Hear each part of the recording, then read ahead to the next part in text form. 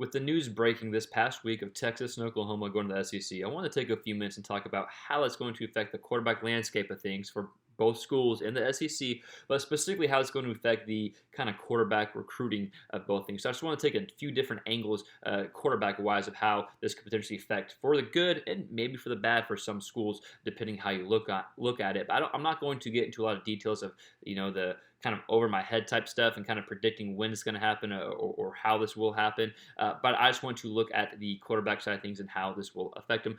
And before I dive into the actual content of the video, I just want to encourage you to consider subscribing to our YouTube channel if you like any quarterback related content. We usually do film breakdowns, but with the big news breaking, I wanted to take a little different angle and kind of a little different video as we talk about the Texas and OU situation of the SEC. So enough of the kind of pushing our channel, let's go ahead and dive into the content. So I want to look at the past 5 years of recruiting for Texas, Oklahoma, and the SEC as it relates to the quarterback position, and then we're going to look at the 2022 class, and the 2023 class as well, of how it relates to the quarterback position, because I think things could change in those classes because of this move. So let's look at Texas first, then we'll go OU, then we'll look at the SEC.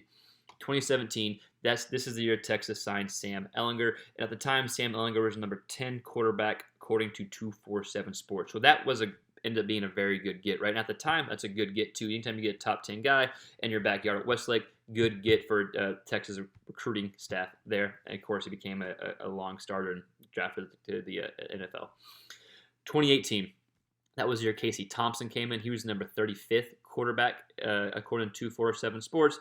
So that's a fine get there. And after getting a top 10 guy, usually the next year, if you don't get a number 1 or number 2 kind of quarterback recruit, you're probably not going to get a very high guy. So that's a fair get there. 2019 is when they got the number 16th quarterback according to 247 Sports. That was Roschon Johnson, and he got moved to running back. So you can probably say they basically didn't really get a quarterback in this class because he got moved to running back. And this was a class you would probably want to get a higher quarterback if you could.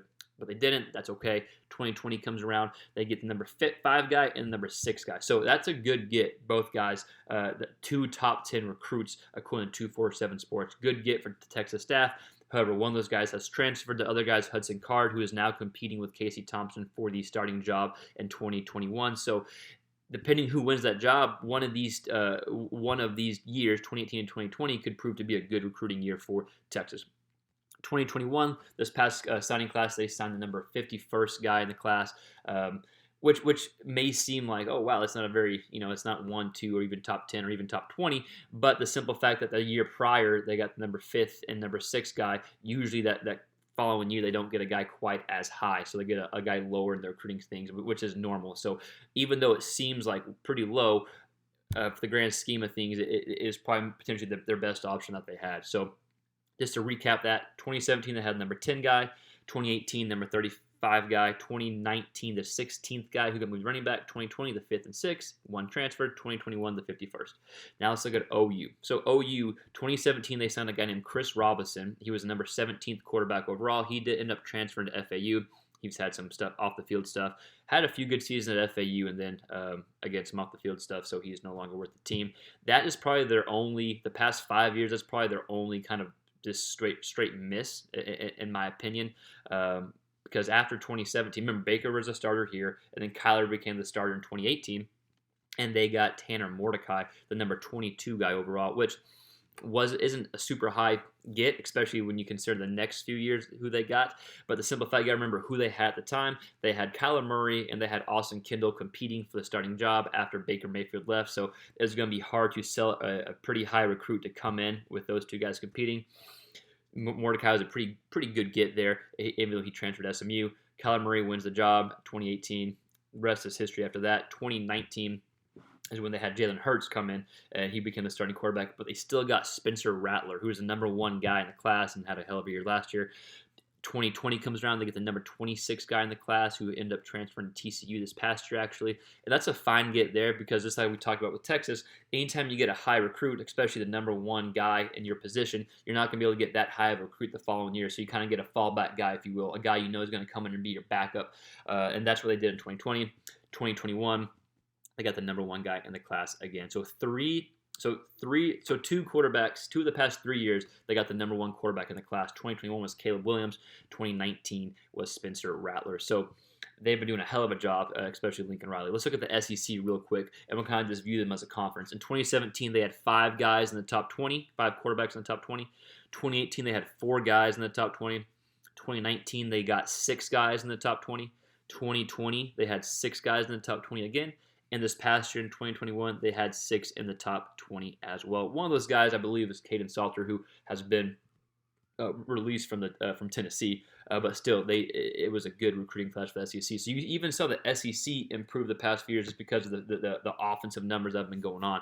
So let's talk about how Texas and Oklahoma to the SEC is going to affect things. Let's look at Oklahoma first, because I think that's the easiest one. You can't get much better, right? When you have two number one guys the past 3 years, when you get those guys, it can't get much better. You can argue that there's going to be some more competition recruiting-wise, but until someone can overtake OU, I think they have been recruiting quarterbacks with the best. Lincoln Riley's in a good position, right? They put out NFL guys year after year after year. They're going to have another first-round guy this year. And then if we go ahead and look at the 2022 class, the 2023 class, they already have the number 2 guy according to 247 Sports, and who knows, he could end up being the number 1 guy when things are all said and done. That's the 2023 year, so things aren't slowing down. And with the news of the SEC, I think it will continue to maintain, especially if Oklahoma can go in there and Lincoln Riley can have success against all these SEC schools week in and week out. Any top quarterback in the country is going to want to play for Lincoln Riley because he's playing against, 1, the best competition in college football, and 2, continue to put up big numbers and get high draft picks. So you can make the argument that there's going to be more competition recruitment-wise at the quarterback position, especially if Texas starts getting better and they get better at the quarterback position, and that could throw a hamper in OU. But as of now, they will continue to be at the top, in my opinion. I think the move that the SEC is going to help Texas. I think the fact Sark comes in is going to help Texas, because there haven't been. It's not that the fact that they've had complete misses. I just think it's been kind of undulating here, right? You've had some good gets, but then you've had some misses, and then you've had some kind of inconsistencies in the quarterback recruitment. And so I think you can find more consistency, and then potentially, if you get a bit more consistent, have a few more guys in the top 10, then you can take that next step and get the number 2 guy, number 3 guy overall, right? So I think they are projecting to get to those higher rated guys. And if we look at the 2022 class, so 2 of the top 3 quarterbacks for the entire recruiting class according to 247 Sports. I'm sorry, not 2. The top 3 guys in the 247 quarterback recruiting class for 2022 are from the state of Texas. The number 1 guy is committed to Ohio State. Number 2 guys committed to Clemson. Number 3 guys committed to Texas A&M. And so I think the fact that you have 3 guys in the state of Texas, and usually you don't have the top 3 aren't just from one state. Usually it's kind of positioned a little differently. But the fact that you always have talent at the quarterback position in Texas, I think if Texas gets in the SEC, has some success, at least offensively, they can pull one of those guys. Right now, Texas has the number 10 guy in the 2022 class, Malik Murphy from California, who's a stud too, and he's going to be a good get. He's only going to get better. So I think, long story short, when we look at kind of everything going on right now, the past, and then we took a quick glimpse into the future, I think we see OU maintaining that top-level threshold, the fact that, hey, they're, if not the best, of the top 2 as far as recruiting quarterbacks and all of college football. And then with Texas kind of undulating between down, high, I think that they will get a bit more consistent and then can take that next step to potentially be back at the top recruiting elite level quarterbacks. And the SEC, I think, will only get better with these 2 additions, especially with the talented, the rich talent of Texas, especially Texas quarterback. So that's what I got on the move for Texas and OU to the SEC. But I want to hear from you. What are your thoughts? How do you think this will affect Texas and OU quarterback-wise, specifically quarterback recruiting-wise? And how is this going to affect the SEC from the quarterback position as well? I think the obvious answer is only going to get better and better, but I just wanted to take the kind of a different angle and different approach of things and kind of look at the brief history as we transition into this new era of college football, if you will. So I want to hear from you. Let us know in the comments below. If you like the video, We'll have more breakdowns coming up, and we'll see you next time on our next quarterback-related video.